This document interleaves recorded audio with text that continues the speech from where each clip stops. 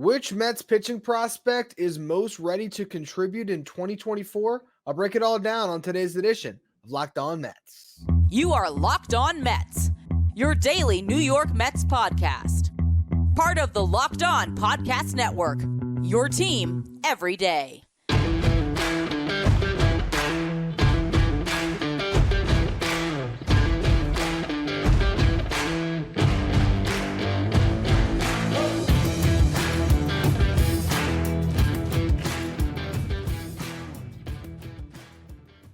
Hello to all you amazing Mets fans. You're watching Locked On Mets, part of the Locked On Podcast Network, your team every day. I'm your host, Ryan Finkelstein. If you want to find any of my work, follow me on X at Finkelstein Ryan. You also find some of my writing at justbaseball.com, where I work as the managing editor. Today's episode is brought to you by FanDuel. Make every moment more. Right on new customers get $150 in bonus bets with any winning $5 moneyline bet. It's $150 if your team wins. Visit FanDuel.com/lockedon to get started. Now, I apologize to everyone who was looking for a show yesterday and did not find one. I actually got my wisdom teeth out on Tuesday. So I recorded an extra show Monday night to get me through the recovery process a little bit, but wasn't able to get on the mic yesterday to record. So finally feeling a little bit better. Thought I could talk for 30 minutes here. If you're watching on YouTube, you might see the cheeks are a little bit puffier than they typically are, but hey, I'm doing good, and I'm excited to talk about Mets pitching prospects because this is a show I've had data on for a while. But last week, right when I was actually prepping, Yoshinobu Yamamoto signed, so I didn't get to it. And then there was some other stuff I wanted to talk about earlier this week. So finally, we're going to look at the pitch data of Mike Vasil, Christian Scott, Blade Tidwell, and Dominic Hamel, and break down which one of these guys is closest to the big leagues, who can actually make an impact in that rotation this year. We're going to start with Mike Vasil because he's the guy that's closest. He made 16 starts in AAA this past season. Start of the year in Binghamton, made 10 starts there, had a 3.71 ERA. Ends up getting that bump. In 16 starts in AAA, he had a 5.30 ERA and 73 innings pitched. The strikeout rates did stay the same, but his walks more than tripled, gave up more hits. If you look at his whip, which is walks and hits over innings pitched, it went from 0.83 in AA to 1.479 in AAA. So you go from less than a base runner per inning to almost a base runner and a half per inning. It's not going to lead to a lot of success. I will say that league that he was pitching in AAA, it is an offensive heavy league. So you have to take some of those stats with a grain of salt, but the walk rate doesn't really matter what league you're in. I mean, that just shows you a guy that sort of lost it a little bit when facing that tougher competition. Now, I'm going to throw a lot of stats at you guys today, but I'm going to do my best to add enough commentary in there that I'm not just boring you with numbers. We're going to begin with in-zone whiff percentage. Okay, so this is pitches that were deemed in the zone that batters swung at and swung through. So you look at Mike Vasil, and the thing about his data that I saw is he's the closest of all of these pitching prospects we're going to discuss today to having a 4-pitch mix. But there's certainly 2 offerings that are better, his fastball and his slider. You look at his 3 secondaries, though. So it's a slider, changeup, and a curveball. His in-zone whiff percentage on the slider was 25.4%. His in-zone whiff percentage on the changeup was 35.5%. His in-zone whiff percentage on the curveball was 24.6%. That is showing you that here are pitches that batters could get to, that they were swinging through a decent amount. That's showing you good movement, a chance that these are pitches that can be plus pitches at the next level. Now you look at his hard hit percentage on those 3 secondaries. 31.5% hard hit percentage against his slider, only 15% against his changeup, and then 29.6% against his curveball. Again, that's showing you pitches that aren't getting crushed by the opposition too much.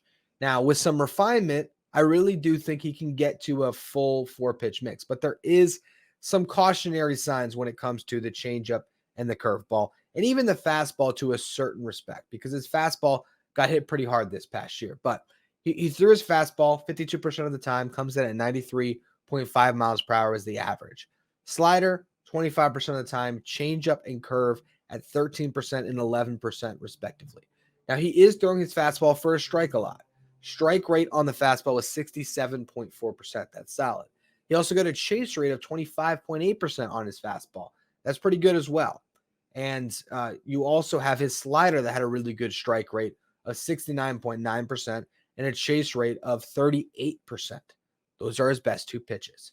But you look at the strike rate of his changeup, only 52.5%.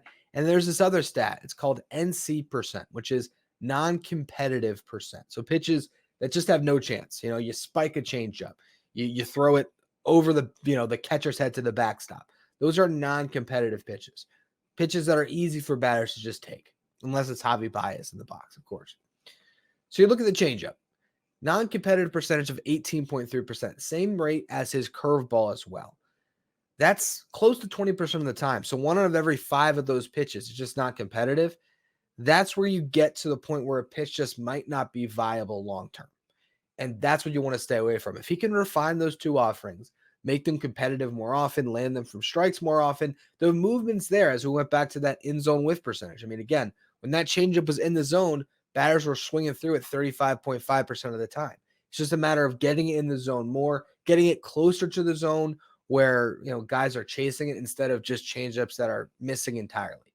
That's what he has to work on. Batters hit 224 against Mike Vasil this past year, had a 391 slug. That's not that bad. The problem is he gave up 18 home runs in 26 starts, which isn't terrible, but it's certainly not great.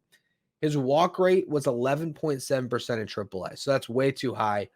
Still got the strikeouts in both AAA and AA, but that was concerning. The fastball was hit hard too. Hard hit percentage of 50.9%, home run percentage of 7.4%, the highest of any of his pitches, and he only got ground balls on it 30.6% of the time. Only got ground balls on his slider 32.2% of the time. So a lot of balls were getting hit up in the air. If Vassel had a better third or fourth pitch, I think his fastball and slider would end up playing up even more.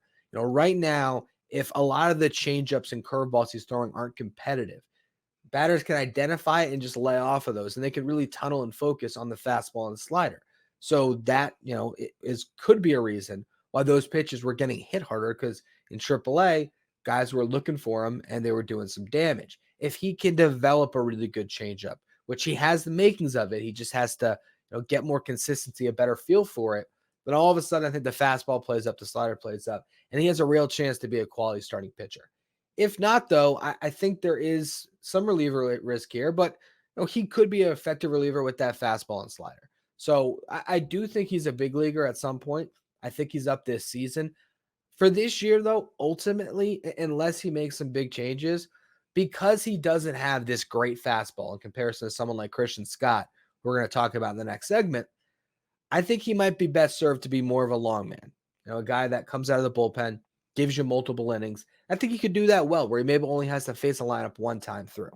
But his fastball isn't quite good enough, and he doesn't have enough feel for all those secondaries where I think he can go out and face a lineup 3 times through.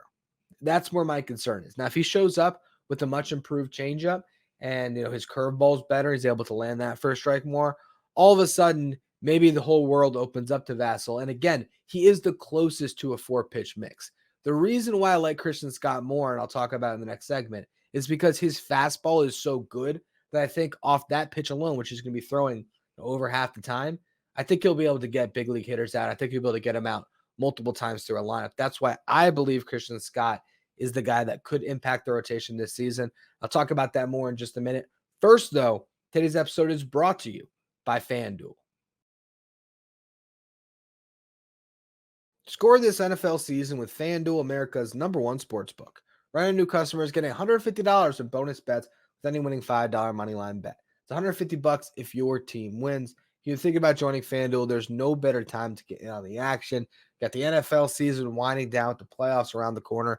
You got the college football playoffs that are basically here now as well. The NBA season in full swing. So every night, there's usually some NBA action you can find. And there's a wide range of betting options on an app that is so easy to use.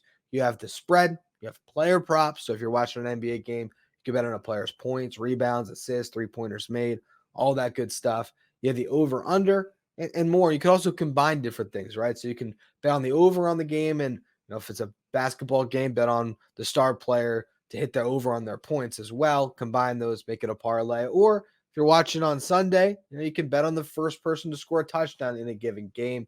And remember, If you win that first $5 money line bet, you're going to get $150 in bonus bets guaranteed. Visit FanDuel.com/lockedon to kick off the NFL season. FanDuel, official partner of the NFL. If you don't want to miss out on any of the latest Mets news this offseason, make sure you become a Locked On Mets insider. This is our texting service where I can send you updates anytime about the Mets. Also, I'll answer all of your questions. So if you have any question or comment that you've wanted to share with me, this is the way to get direct access to me. And again, I respond to everything. It might not be immediately, but I'm going to get on there and make sure I answer all those questions. I appreciate all of you. Subscribe. You can find a link in the episode description or go to subtext.com/lockedonmets. Now, Christian Scott. This is my favorite pitching prospect, I think, in the Mets system. It's either him or Blade Tidwell, but for Tidwell, it's still just hoping on the promise. Christian Scott really showed it this past year. Made 6 starts on high A, had a 2.28 ERA in 23 2/3 innings pitched. Gets up to Double A, makes 12 starts, has a 2.47 ERA in 62 innings pitched. In Double A, his strikeout to walk ratio was 9.63. So over 9 strikeouts for every walk. That is elite. He pounds the strike zone, and he's able to because he has an elite fastball. I would venture to say that Christian Scott has the best fastball in the Mets system right now, even better than Blade Tidwell. The average is at 94.5 miles per hour, but he can certainly gear up to the upper 90s there. His strike rate on his fastball this past year was 72.8%. His in-zone percentage was 61.8%. Now, he also got a lot of chase on his fastball. A chase rate over 30% on a fastball is excellent, 31.8%. He can use it as a strikeout pitch up in the zone. Guys swing right through it. He had an in-zone whiff percentage. So when the fastball was in the zone, of 31.8%. That is, again, excellent. So you look at all these different things, the chase rate, the end zone whiff rate. Man, that is a fastball that's going to play. And even better, that pitch was only put in play 13.8% of the time. So guys are just fouling it off. They're really struggling to even get it on the field sometimes. The hard hit percentage for the fastball is 43.1%, which is pretty good for a fastball because, guys, if they hit it, typically they're going to hit a fastball pretty hard. Home run percentage on his fastball, 1%. No one's driving that pitch out. Ground ball percentage of 39.6%. That's pretty solid as well. Again, it's just a great fastball. Now, here's where we get to the issue. He's got a 3-pitch mix, but it's mostly fastball changeup. He does not have a breaking ball that he can really trust. He uses the change in the slider about 22% of the time this past year, and the fastball's taking up the rest of that basically. I think he had like a curve that he dumped in a couple times. So basically, it's a 3-pitch mix. Now, his changeup did have a strike rate of 65.5% and a chase rate of 35%. So it shows you a really good mix from his fastball to his changeup. You have that difference in velocity. You have that difference in movement. And even better, you look at the ground ball rate he got. I know I have it on here. Yeah. Ground ball rate on the changeup of 55.6%. So guys are just rolling over that pitch, right? They're gearing up for the fastball. They get a changeup, and they're trying to adjust. They can't. They hit that thing into the ground. He's able to get a lot of outs with it. Really good to have those 2 pitches that work so well off of each other. The one issue with the changeup is the NC percentage, again, the non-competitive percentage, was 19%. So he needs to get a little bit of a better feel for the control of it, because sometimes he's throwing it and it just doesn't have a chance. Again, this is a guy that has a great fastball. If that changeup was in the zone a little bit more, even, more competitive where guys are swinging at it outside of the zone, again, the chase rate's good. It's just sometimes he has pitches that guys are able to just lay off of. Well, now he's going to have 2 offerings that he can really go to the well with and honestly get big league hitters out with. But a 2-pitch mix in the big leagues, that's more a relief pitcher. You need to have a breaking ball, and I hope that Christian Scott's been working this offseason. I hope he's in that Mets pitching lab, and he's going to come back, whether it's with that slider, maybe they develop a sweeper, whatever it is, he needs a breaking ball. Even if it was a cutter, he just needs something that he can throw to give, especially right-handed batters, that one more look, the look that goes a little more horizontal. He can go east to west with a little bit. His slider did have a good strike rate. Okay, so a strike rate of 60%. In zone percentage, though, is 51.7%. And here's the stat that made me nervous. In zone whiff percentage of 14.4%. So while he was landing at first strike, getting it in the zone, guys also were not missing it much when it was there. So that just shows you that it's not quite where it has to be. Chase percentage, 23.4%. Hit hard 52.7% of the time. Average exit velocity against his slider was 94.1 miles per hour. So it got hit hard. Now, if he can come back with that one pitch, this guy will be ready for the opening day rotation, honestly. Like, his fastball is there. His changeup is very close. It's really just, can he get the slider there or whatever variation of a breaking ball they're going to add? He needs that third pitch. He also needs to, again, improve that changeup a bit. It's really good, but can be a little bit better. If he can iron those things out, this guy could be up. And look at the stats he put up again. Low 2s ERA, high strikeout rate, low walk rate. This is a guy that I think has frontline potential. Do I think he's going to be an ace? I'm not going to say that, but could Christian Scott be a really good number 3, if not a number 2? I think he has that promise if he can get that breaking ball figured out. If not, that fastball is going to, make him, it'll help him survive, right? That fastball is good enough where whether he's in the bullpen or the rotation, he's going to get outs with it. Okay, that's a given. It's that good. But you have to have some other things you can mix in.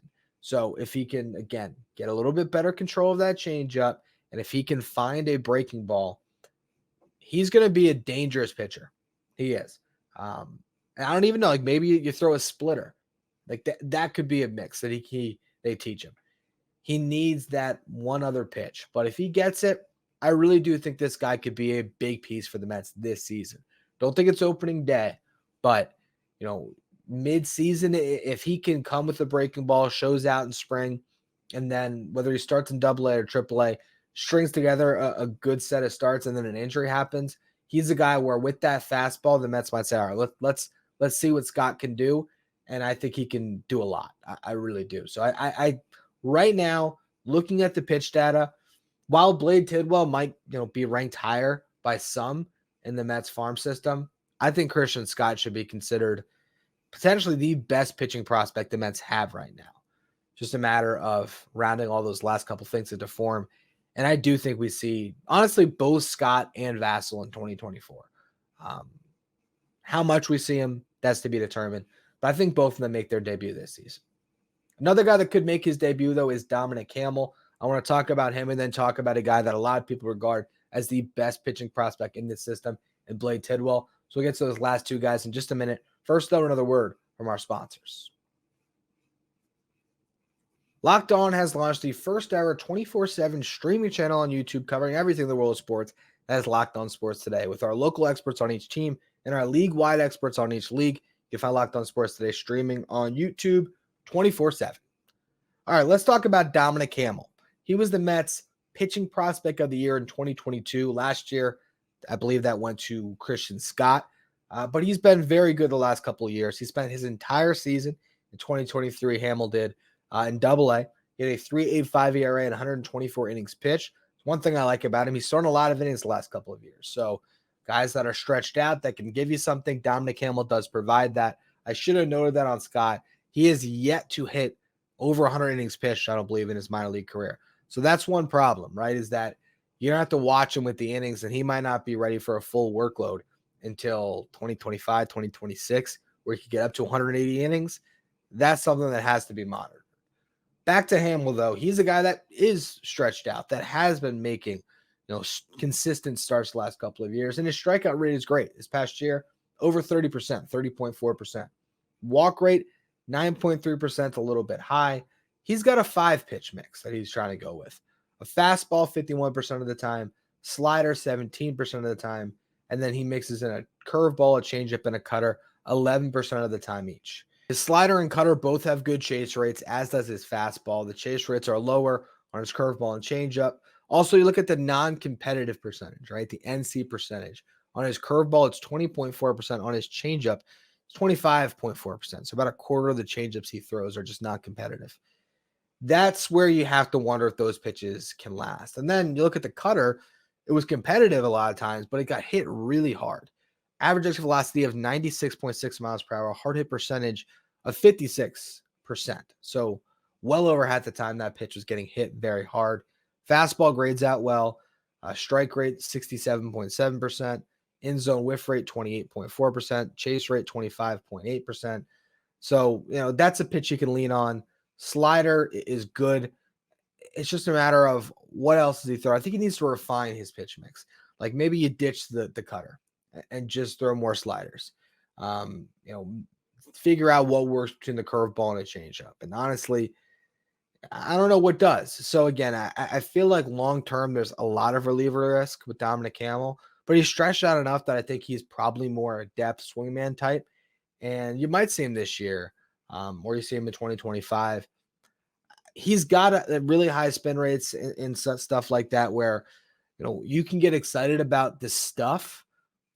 Long-term, I just wonder if he might be better served to be a guy that has that fastball and that slider, play up much more out of the bullpen. Like I look at him and Mike Vasil, and it's kind of a similar conversation, but I think Mike Vasil is a lot closer to rounding out a 4-pitch mix where he can last as a starting pitcher. I think Hamill's a little bit farther away from that. Speaking of far away, Blade Tidwell. Now, he made 17 starts in high A, pitched to a 3.09 ERA. He was able to just overpower guys in that league with his fastball. He then made 8 starts in Double A, had a 4.72 ERA. He'll be in Double A all year. That's my prediction on Tidwell. I don't expect to see Tidwell until 2025 at the earliest. Now, his fastball averages 94.4 miles per hour, throws it 53% of the time, slider 29% of the time, changeup 13% of the time, and a curveball he threw a couple times as well. But really, it's fastball, slider, change. He landed that fastball for a strike about 65% of the time, in zone percentage of about 54%, in zone whiff of about 30%. So shows you a really good fastball, chase rate 27.6%. But it was hit a little bit hard, his fastball was, and he didn't really keep that ball on the ground when he threw the fastball. Slider was his second best pitch, which again is sort of reflected in how much he used it. Threw it for a strike 63% of the time, in zone whiff 27.3%, chase rate 29%. So that's really good. His changeup had an in zone whiff percentage of 37.5%. This guy has good stuff. It also had a non-competitive percentage, though, of 24.6%. So he's just raw, right? If he can continue to work, if he can get that slider and get that changeup to a point where, he has a real 3-4 pitch mix, if he can even throw that curveball. He's 22 years old. There's a really good chance that this guy in 2 years has ascended, especially if this pitching lab the Mets have is legit. And, he's a guy that has frontline potential. He's just raw. He's very raw. They got to work with him for a while. Again, I don't expect to see him in 2024, and it's too early to tell about 2025. It depends on how he does this year. But I think he has like a full calendar year of work in him to really get his stuff to a place where he can compete at the highest level. But again, when you're just looking at pure stuff, he might have the best stuff in this system long term. Like he has the characteristics, the makeup to be a really good starting pitcher, or if not, an elite back end arm in the bullpen. But you just got to figure out where he's going to land. And it's going to take time and development. That's why it's so important that the Mets get better in those areas so they can start to develop their own pitching prospects. And they've done a good job. Like this past year was a marked improvement. I haven't even talked about Tyler Stewart and Joander Suarez today. They had a lot of success this past year as well. The Mets are getting there. They're starting to put it together in that farm system, but it's still a little bit away. They don't have the assets in that farm system to trade arms, to get pieces. That's something that they need to work on. The more that you can develop the Mike Vassils and Dominic Hamels of the world to where you have not just 2 of them, but like 6 or 7 of them in your system, guys that have a chance to be starters, at least, profile to potentially be decent relievers. Those are guys that teams are going to take a chance on in a trade. They'd be more willing to give you that rental that you need at the deadline, or what the extra piece that goes with the blue chip prospect to get you the star. You have to develop pitching, and the Mets have not done a good job of that in some time, but they're getting better, and they have some arms like the 4 that we talked about today that you can be pretty excited about. Mike Vasil is the guy that I would I would guess is the closest. The guy that, has an outside shot if some injuries happen of breaking the opening day rotation. More likely, though, I think all of them need more time to develop.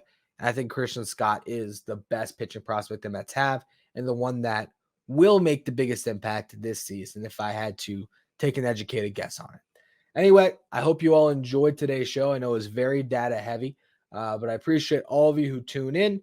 I might do one more show to close out the year, and I'll explain why if I do one. Otherwise, I'll see you all in the new year. I appreciate all of you who are subscribed on YouTube. So please hit that subscribe button if you aren't. Trying to get to 8,000 subs. Appreciate all of you do that. All of you follow, rate, and review wherever you get your podcasts. If you want to be a Locked On Mets insider, you can find a link in the episode description. Go to subtext.com/LockedOnMets. And now that you made it to the end of the show, if you're watching on YouTube, head over to Locked On Sports Today, the first ever 24/7 streaming channel covering everything in the world of sports with our local experts from each team and our league-wide experts on each league. You can go to Locked On Sports Today, streaming 24/7.